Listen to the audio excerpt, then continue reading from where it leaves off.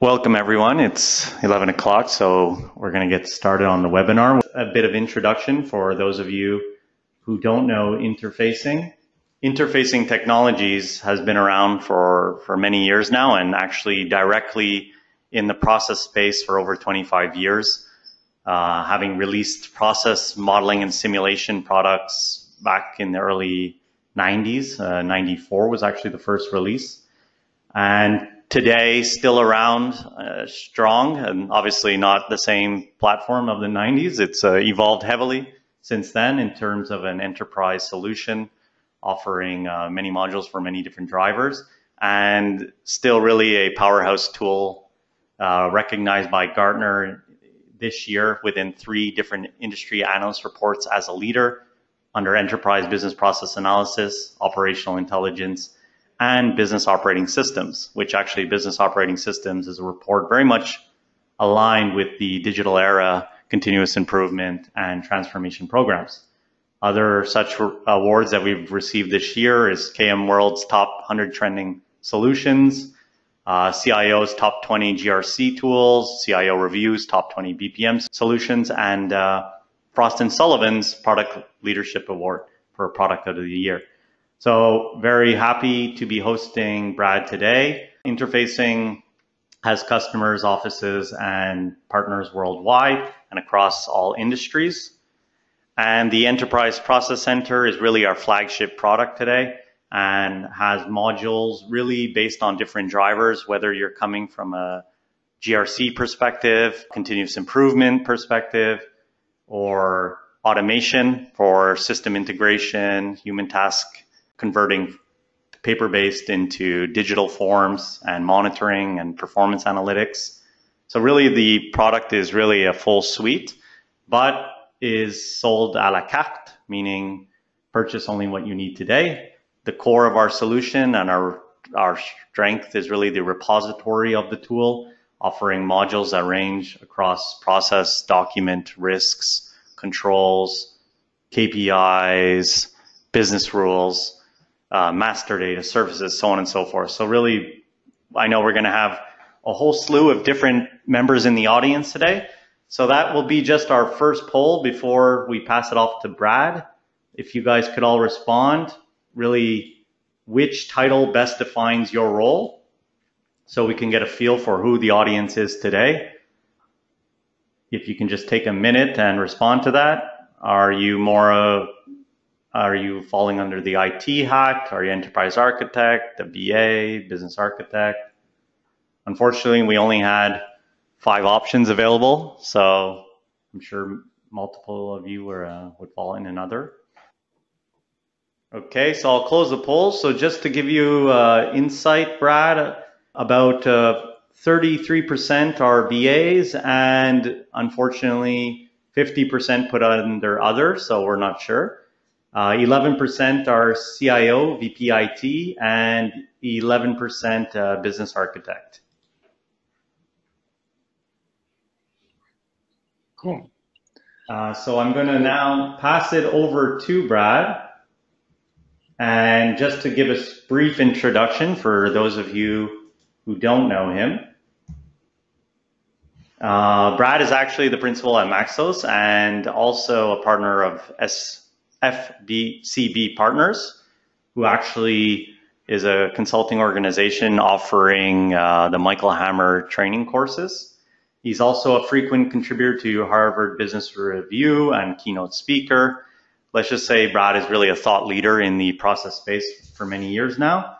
And his presentation today is going to be focused on the next generation of operational intelligence, which is really how organizations today are responding to an explosion of digital data, shifting their software development approaches and repositioning their entire perspective on what operational excellence really means today and how things have changed over the last decade, where we are today, and the approaches, methods, and potentially some case stories aligned with those approaches recommended by Brad.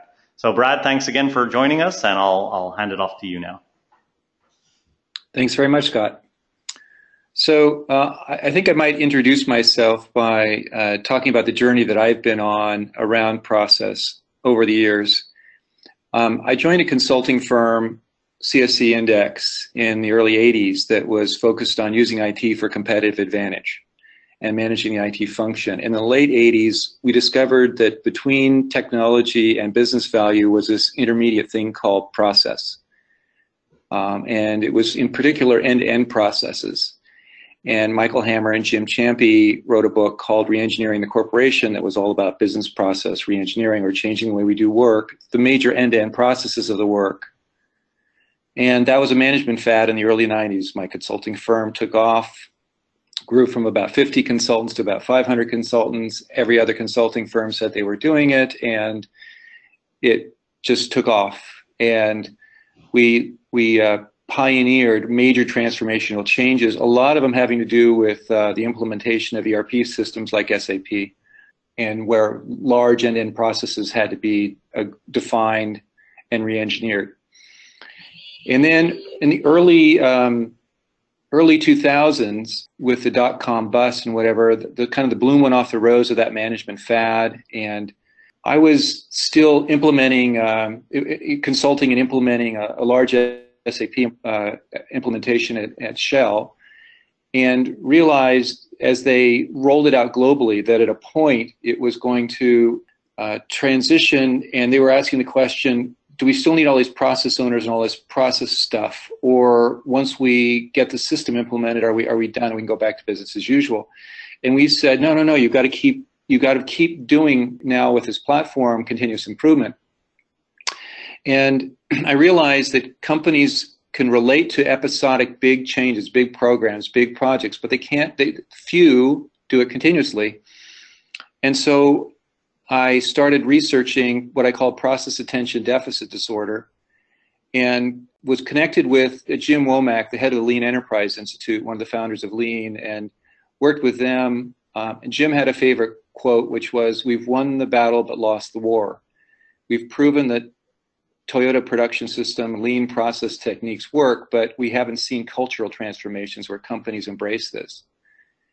And so for a number of years, I worked with the Lean Enterprise Institute and looking at this cultural transformation issue. And then I realized about now 5 years ago that the leaders in the world, the companies many companies wanted to be the Toyota of their industry. But what I realized was that the new role model that everybody wanted to emulate was Amazon, Facebook, Google.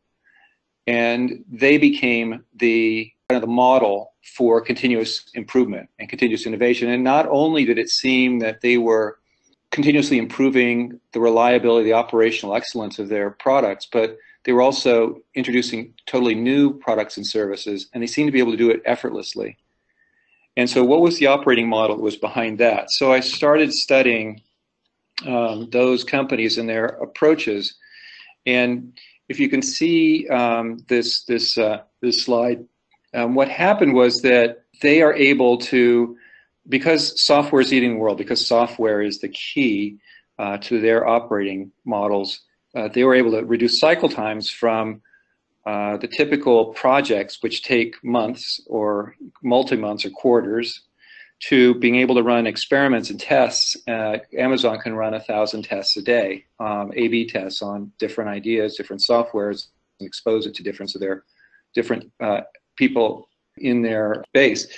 And so Toyota, which had been the paragon that everybody wanted to emulate, was replaced by Uber, and all the Detroit automakers were scared by Uber. They had an existential threat. Walmart, which had been the leader in retail, was replaced by Amazon. And this is a little bit contentious, but we would be arguing that Apple, which has historically been a hardware and device manufacturer, though doing very well, is being replaced by Google. And that what's going on here is that the same approaches of experiments, the basic core of what the Toyota production system is, or lean or quality, is running lots of experiments. But then in a software world, you can run those experiments in minutes, not in weeks. And the same principles of using data as a means of testing these ideas and using them as the basis for your experiments is true of both continuous improvement in the physical world, but is accelerated in the software world for continuous delivery.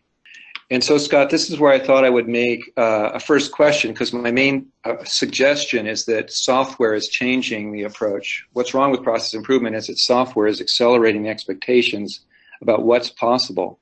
And so I'm wondering, of the people on the call today, how many of you are looking at, is your company looking at software capabilities as being important for competitive success? Do you see software as a capability that is crucial? And so if you could take this poll, and Scott, you can tell me what the results are. I'll be curious to hear. So if everyone could respond, we'll give you a couple of seconds here. So very quickly, we can see that not important is not much of a factor here. So below 10% versus competitive parity and world class, which is split evenly for the rest of all the attendees. Very cool. Very cool. Okay. Yeah, so there are many companies in a number of industries that have declared themselves to be wanting to emulate the digital giants. So obviously the digital giants are the role models, the Amazon, Facebook, Google. They're the role models for this operating model. And it's companies like GE, which has declared itself to be a digital industrial company, Goldman Sachs, which says it's a fintech, or Roche, which is a pharmaceutical company, who said that data and analysis is crucial for precision medicine, which is different from their historical capabilities in researching, producing, and distributing drugs. So there are a number of companies that say we do need to be a software leader. There are a number of these interesting companies, and those are the ones that I'm interested in talking to or serving. It's the ones that the senior leadership say, this software, if you're in retail and you're competing with Amazon, you certainly need to be able to compete like they do. So you need to figure out how they're doing what they're doing and whether you can do it too. So this slide on tectonic shifts crystallizes some of the major trends and disruptions in what I would say is operations. I already mentioned that hardware is going to software. Software is eating the world. Software is becoming an increasing part of the delivery of services. It used to be a surround. Even like just again, take GE. It's not just the wind turbines or jet engines that they are selling. It's the data that goes around those and the services that go around those that are increasingly important. I'll talk more about GE. Transactions. So if you sell a medical device, but then it becomes a connected device, then the provider of that medical device is going to focus on lifetime customer value. I've written an article about that, by the way. I think it's something like the 5 characteristics of digital leaders and how they are continuously innovating.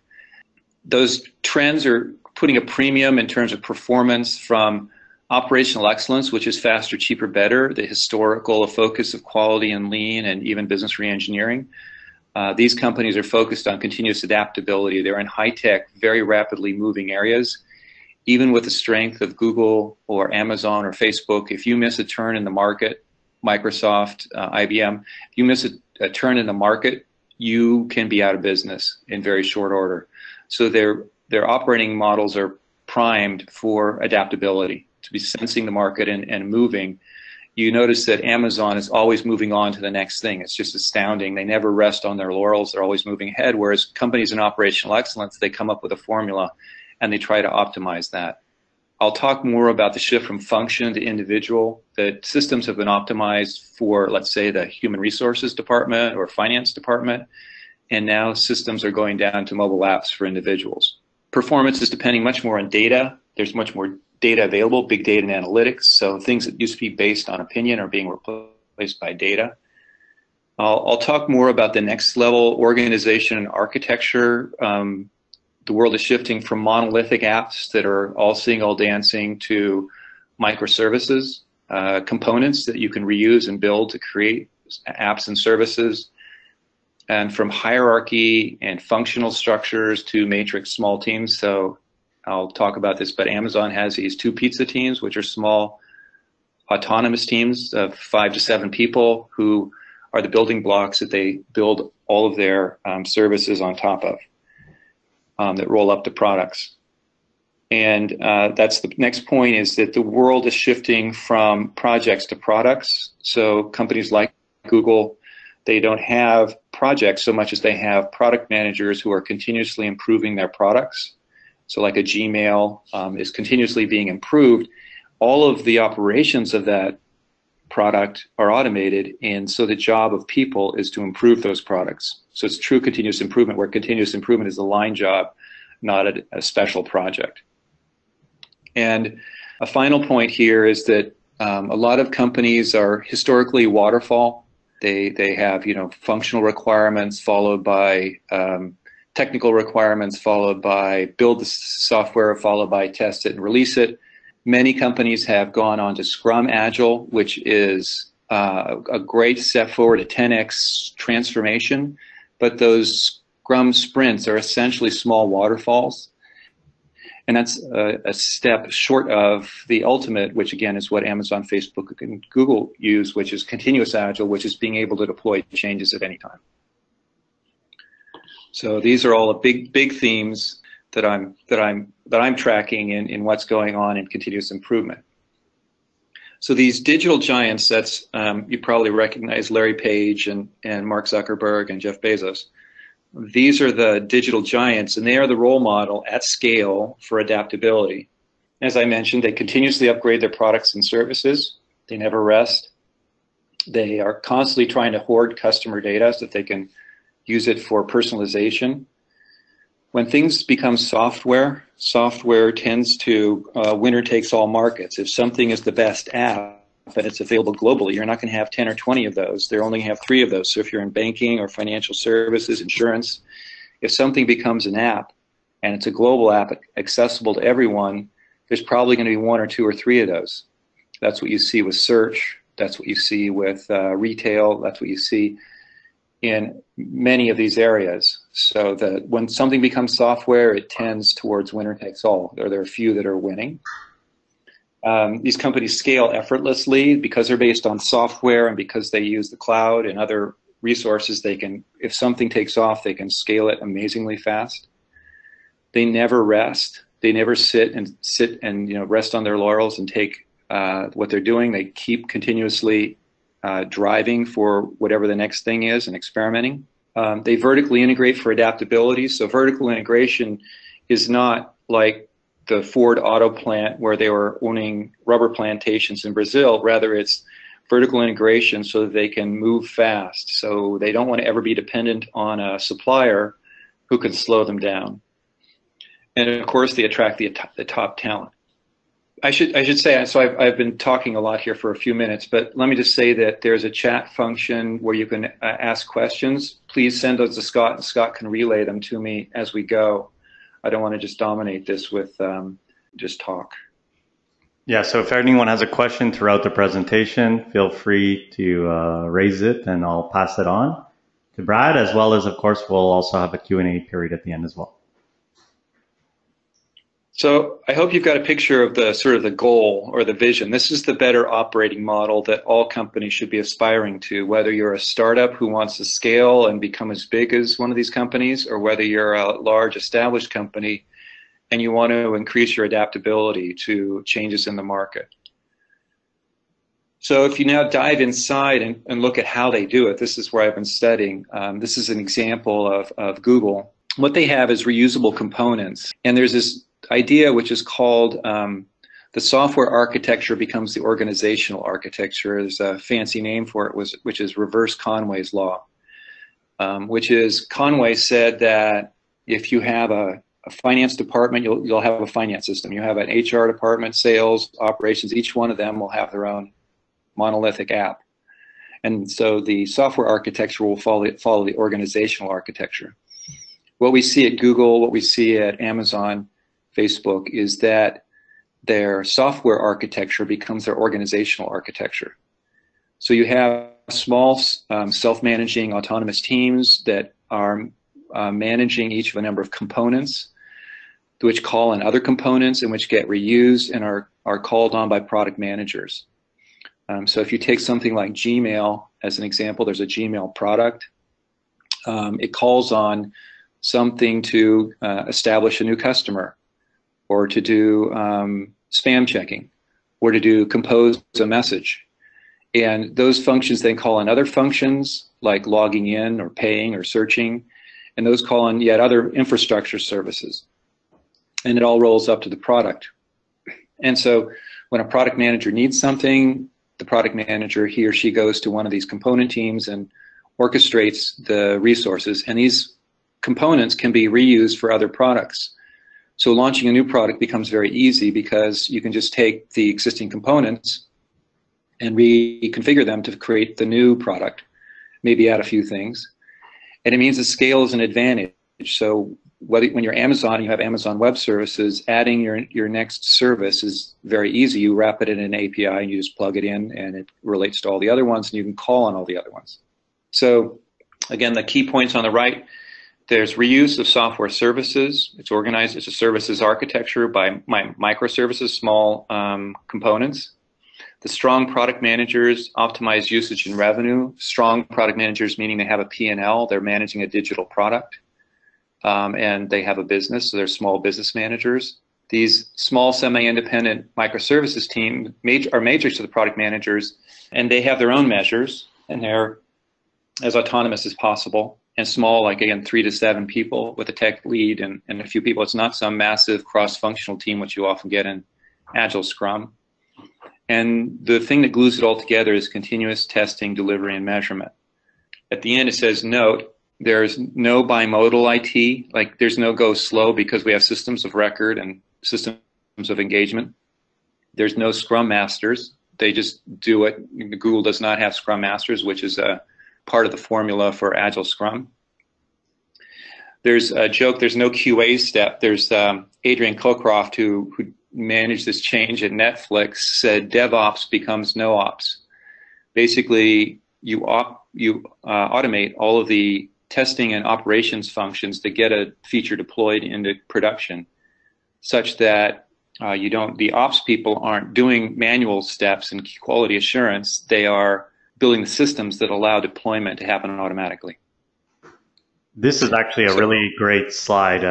This is something that we've adopted internally and actually took from Spotify. So if anyone's interested, there's a really great short video clip that I can share with everyone after the webinar on that Spotify developed, all on this concept of micro teams and moving away from the historical rec, dev, QA delivery to having, like you mentioned, a product owner, a QA, and dev for each component or product that you're actually developing.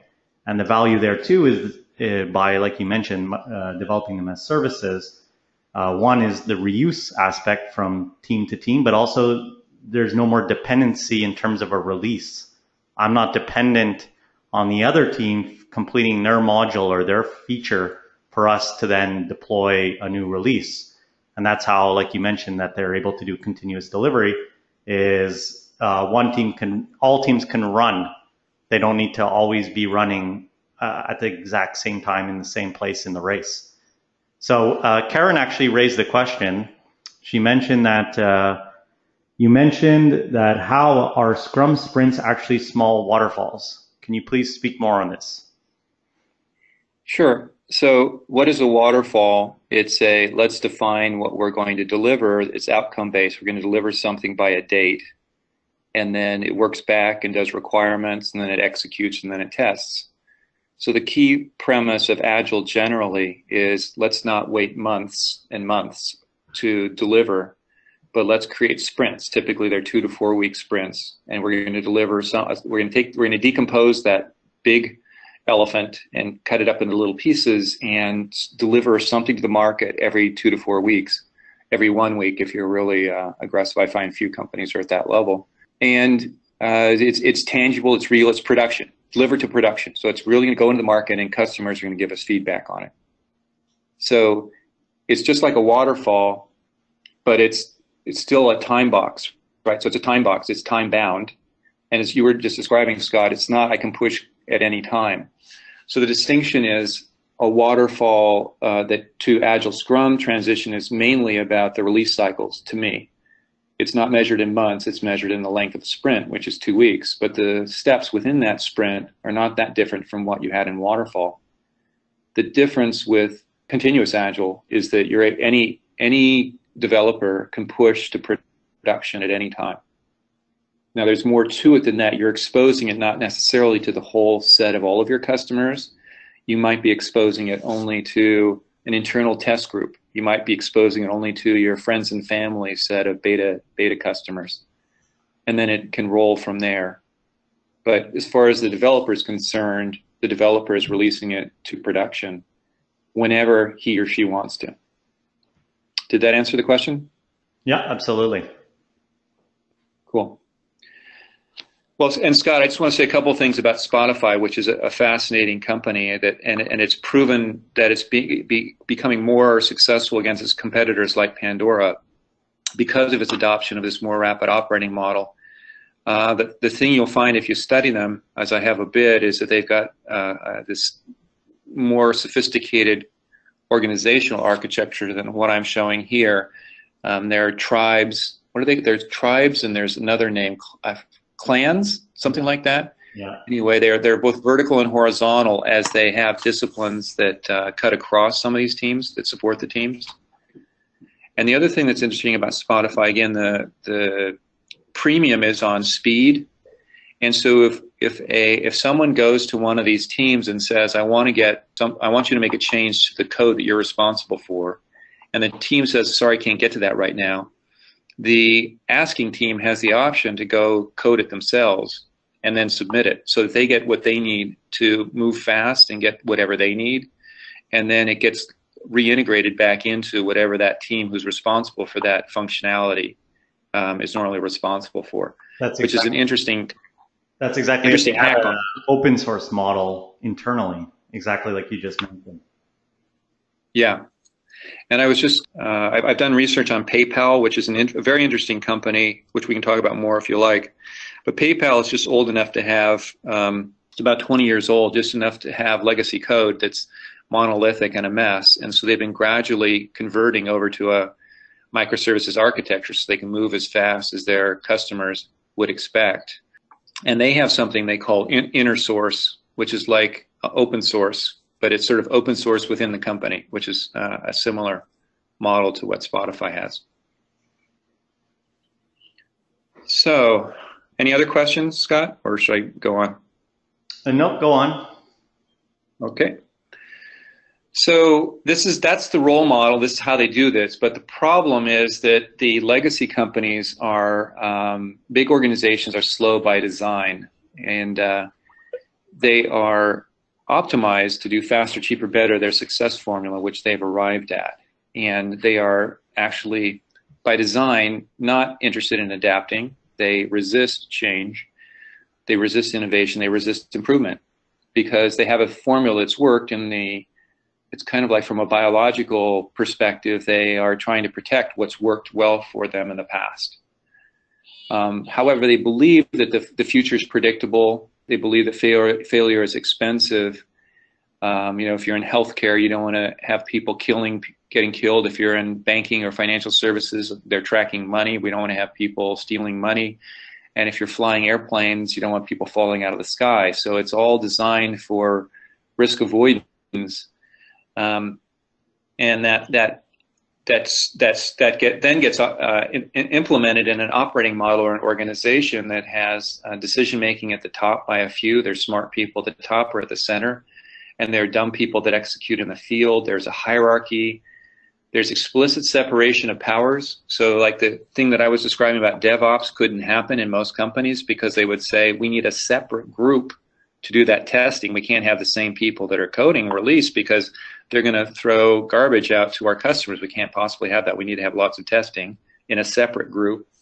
And so they're checkers on checkers all the time, which adds, of course, to waste in a lean sense. They have monolithic applications. They're all the way that everything's organized is like one big spaghetti mob that it all ties to each other and is interdependent. And they have rigid long-term contracts with their vendors. So the whole model is like we're going to be here forever doing the same thing, the presumption being that we have a franchise essentially. So you're like General Motors and you have 40% market share and assumed you will have 40% market share into infinity. But of course, that's not what's been happening.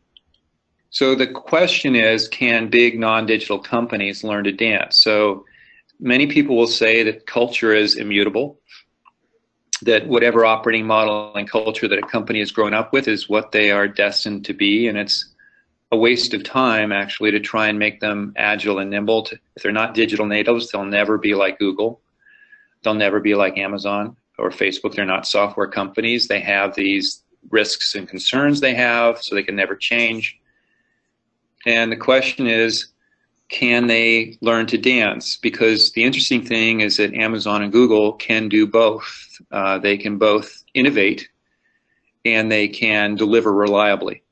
They seem to have cracked this trade-off that historically meant one or the other. They can somehow do both. And the question is, can big companies learn to do what the digital giants have done? They build new products from existing core components. They expose new capabilities to external customers, but do it in a very controlled way such that they can test things before they scale them. There's a lot of partnering and use of ecosystems and platforms. So I've studied the Salesforce App Exchange, and they've grown as a body. Everybody that's in that ecosystem is experiencing and riding the wave into the cloud and growing rapidly. And they easily add new services from the edge into the core. If Amazon wants to add one more service to Amazon Web Services, just wrap it in an API, plug it in, and we're ready to go. If Google wants to change Google Translate and use an AI to do the things that people have been doing, they can turn on a dime. So the question is whether the disruption internally for big non-digital companies to make that transition, it's a question of whether you believe that's possible and whether I think it's obviously desirable. It's a better operating model, but whether it's possible. So Scott, if we could cue here the poll on whether you think your company aspires to be a digital leader. Yeah, absolutely. And actually, it's very fitting where you're leading into, because John raised the question of how do we move these monoliths, a political, what he says, fiefdoms, to embrace these new concepts. So I know that's really where you're headed and that's where you're leading. Yeah, my friend Michael Hammer would say, that's a great question because I have the next slide to answer that. Exactly, and I knew you're headed in that direction, especially as, can your company learn to dance? So I think, John, just wait on the next slide and he'll give you the answer. And in the meantime, I'll launch the poll to see, does your company aspire to be a digital leader? So if you can all provide your response here.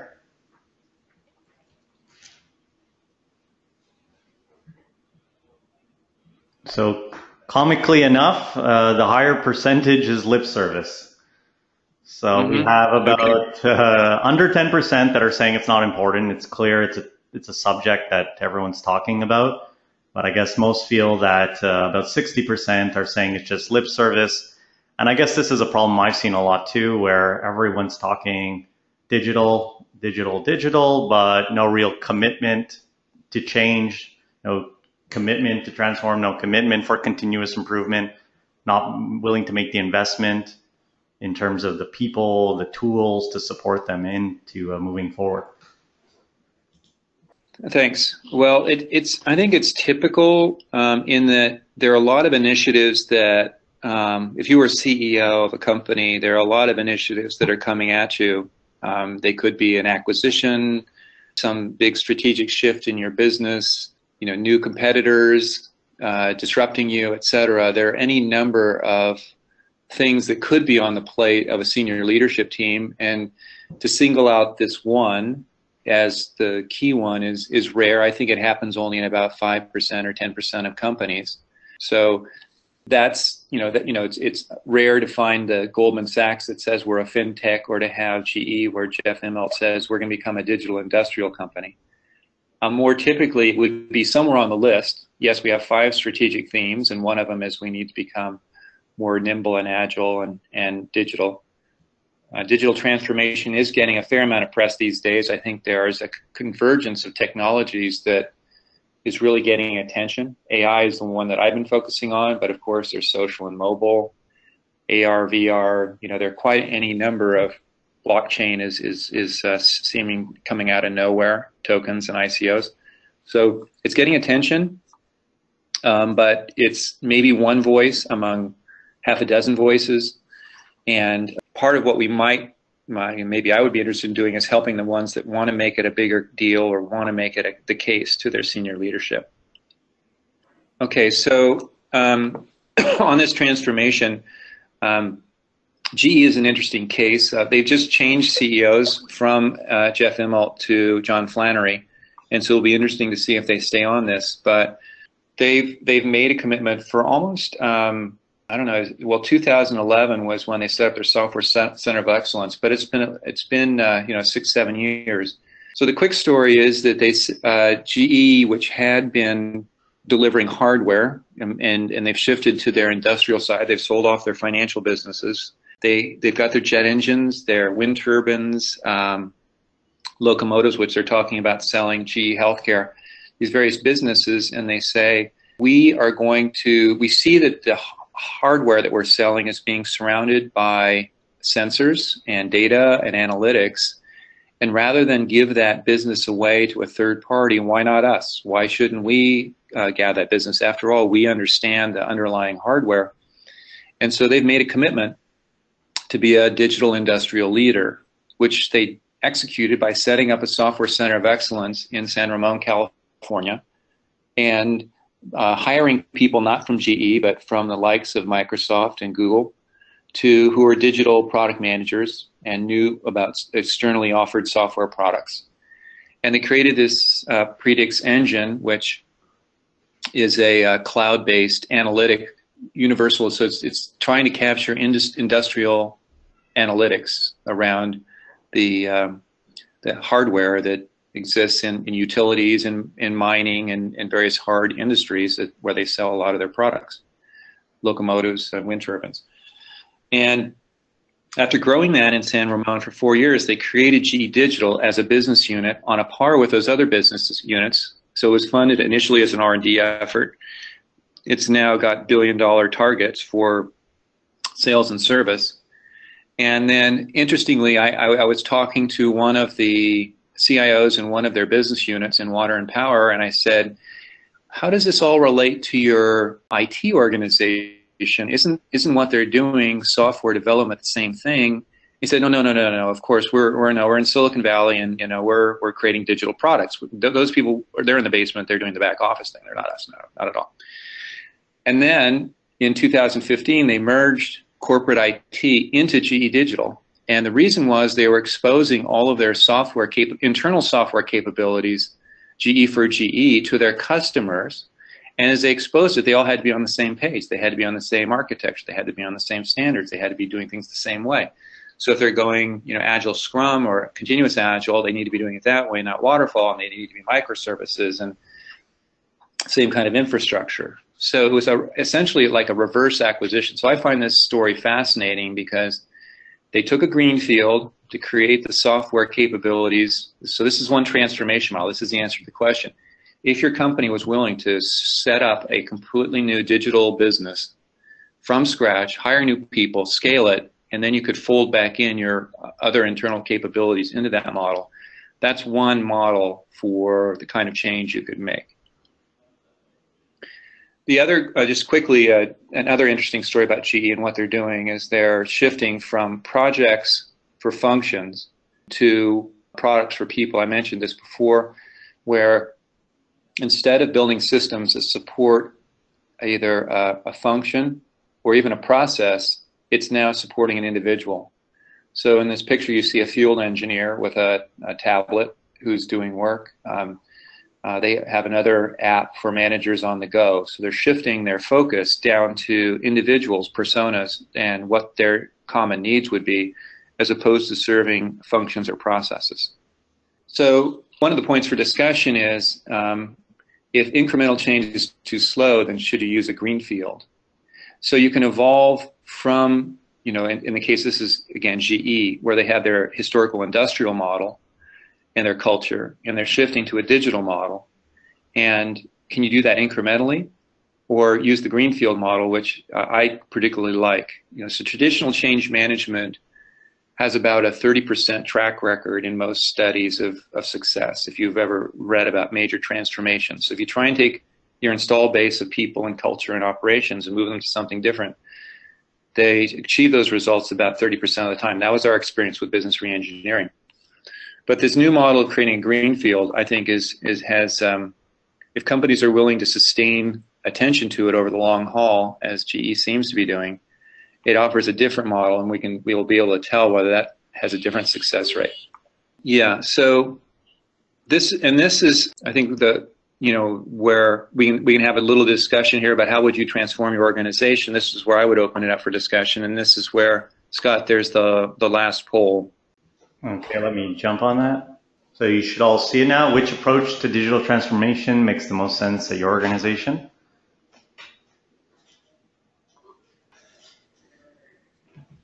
And these are not mutually exclusive, yeah. So you might do some combinations of these. I see a lot. No, it's changing. So we'll give it a couple more seconds to see where everyone lands. I like a lot what you talked about regarding more of what I call the old approach to process versus today, which is focused on continuous improvement. Not that process is no longer important.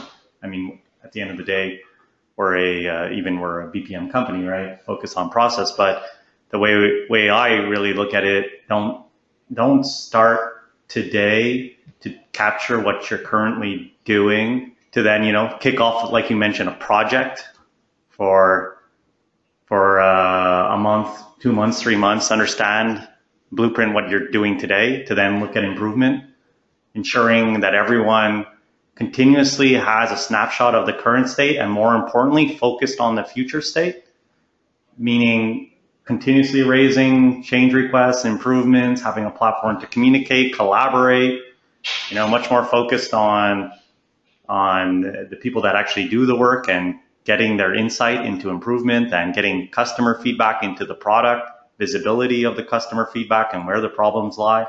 What I call going away from the older, analysis and simulation and like you mentioned, like faster or cheaper to more looking at your process overall and can you change it on a large scale?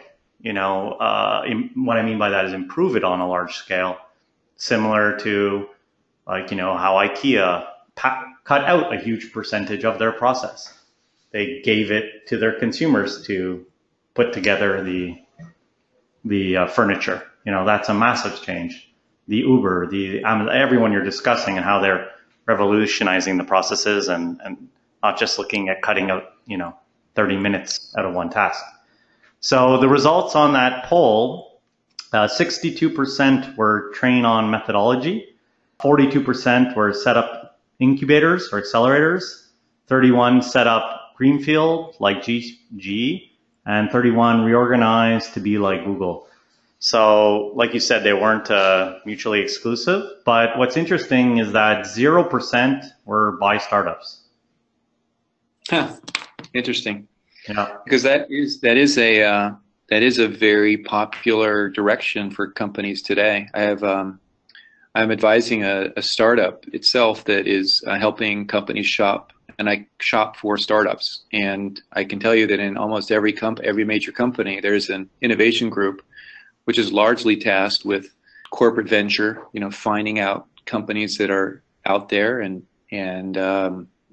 investing in them, or at least being aware. Companies put outposts in Silicon Valley to track what's going on in the startup world. So that is out there. It's interesting. It's interesting that nobody chose that one.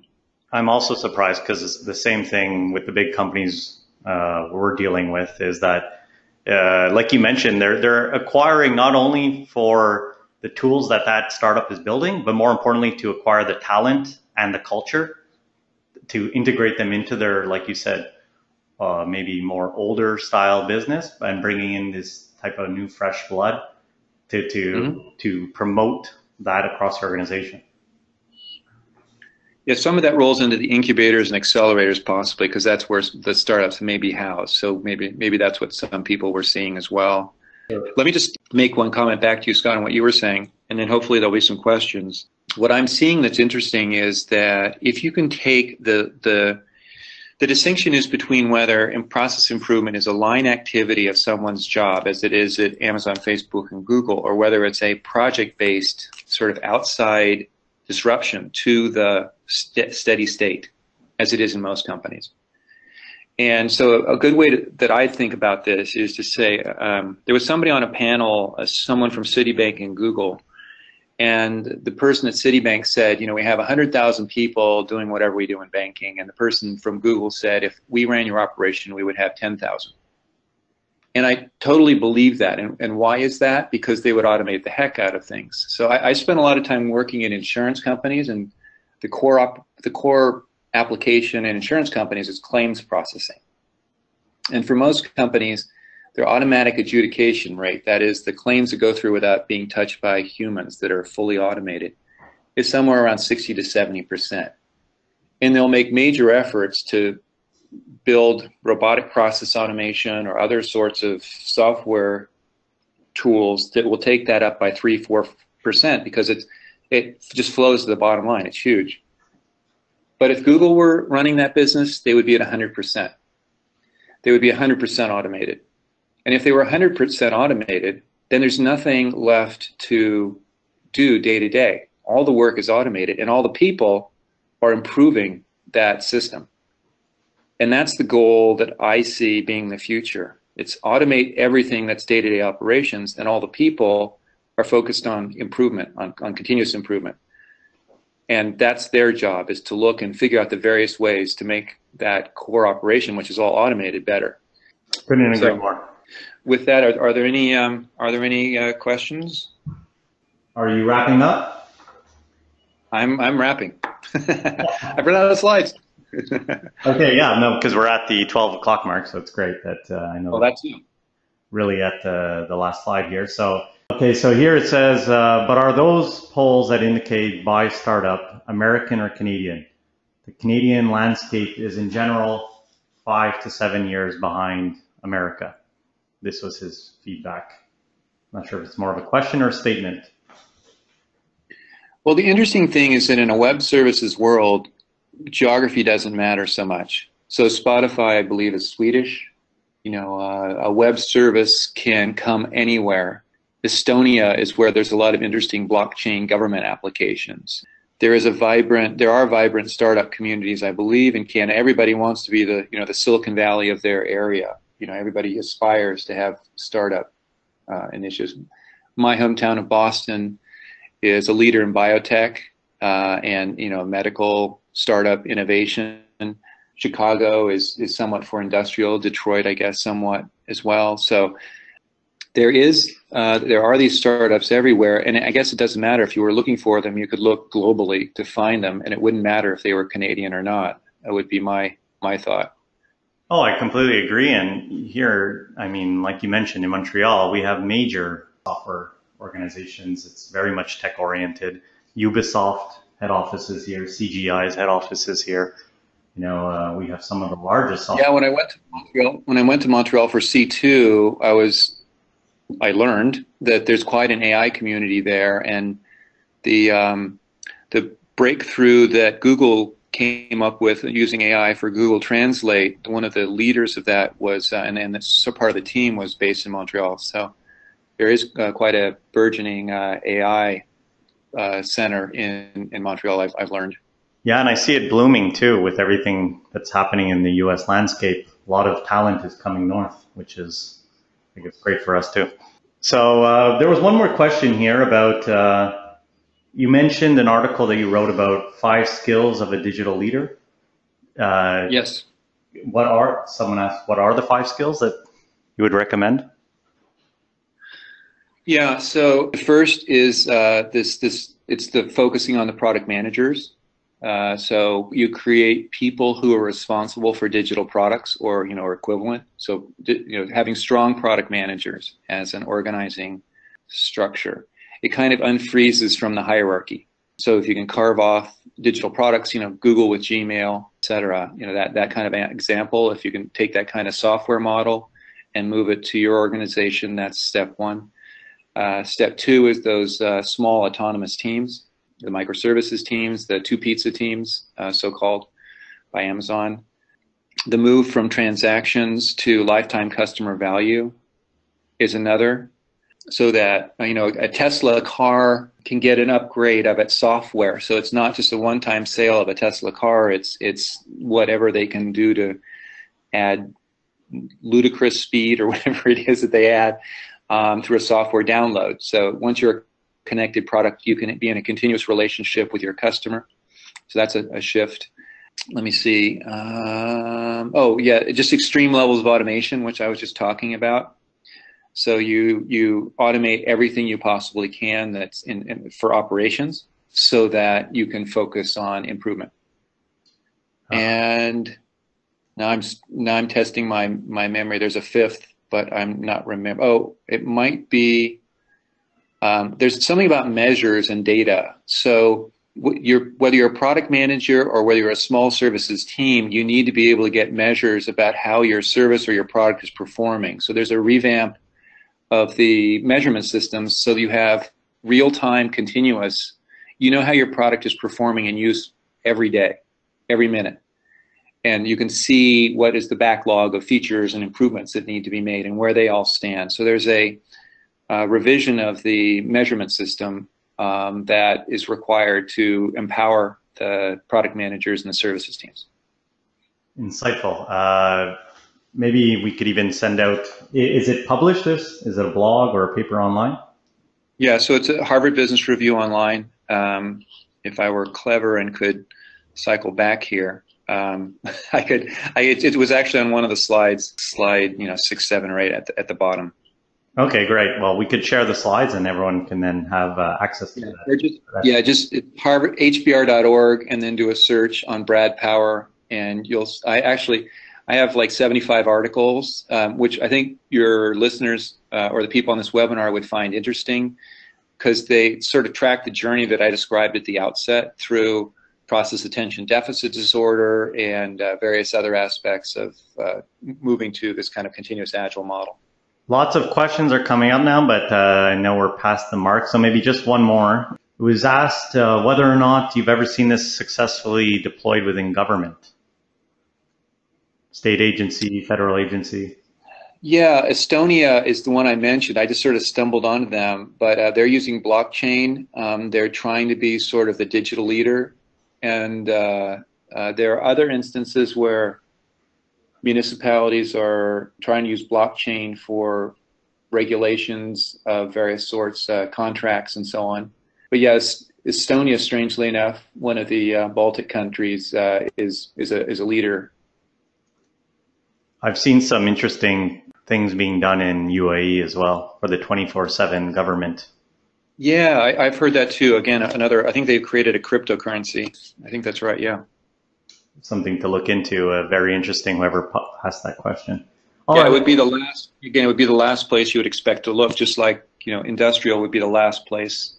If the more soft your business, the more software your business, and the less entrenched, the more likely it is that they're going to follow this model. But a lot of government is software. It's just that it's not a place known for innovation. Yeah, absolutely. Okay, thanks a lot, Brad, for your time today. Appreciate it. It was a great presentation. It seemed like everyone's very attentive. Hopefully we'll be able to host you back again in the future. And thanks to everyone for attending. I hope you enjoyed the presentation. And feel free to reach out to Brad directly in terms of Brad, Maxos is his consulting firm. So I'm sure he can support you with your organizations in terms of the journey that you're taking for transformation. So thanks again, Brad. Thank you. Cheers, everyone. Bye-bye. Bye.